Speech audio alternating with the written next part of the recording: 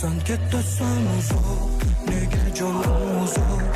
Men kutaman sana, manzil nega yiroq? Kun ham o'zing qora, tun ham o'zing firoq. Xayolimda yolg'iz, o'zing bo'lding qiynoq. Sog'inchlarim paydo yuragimda. Borsan jonim, mana xayolimda. Azoblarim bilib, turib ketaveradi. Qaytmaydi yonimga, meni unutaveradi. Yomg'ir bo'lib yig'lar nega osmon?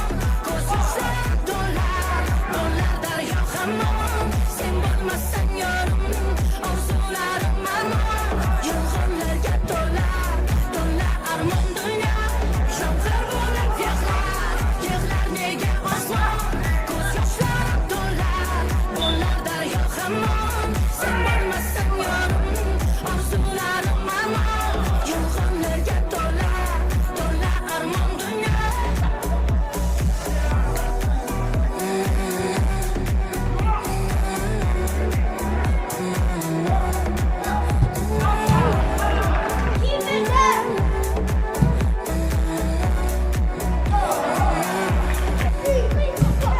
Sen ketasan uzoq, nega jonim uzoq? Men kutaman sana, manzil nega yiroq?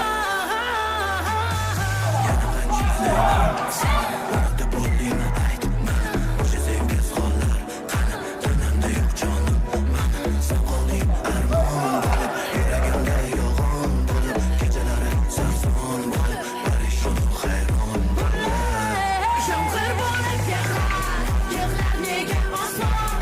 Ko'z yoshlar do'llar daryo hamon. Sen bo'lmasang yorim, orzularim armon. Yolg'onlarga to'la armon dunyo. Yomg'ir bo'lib yig'lar nega osmon? Ko'z yoshlar do'llar daryo hamon. Sen bo'lmasang yorim, orzularim armon. Yolg'onlarga to'la armon dunyo.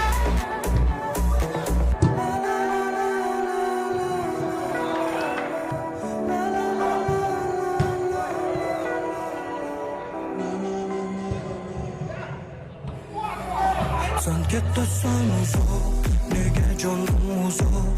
Men kutaman sana, manzil nega yiroq? Kun ham o'zing qora, tun ham o'zing firoq.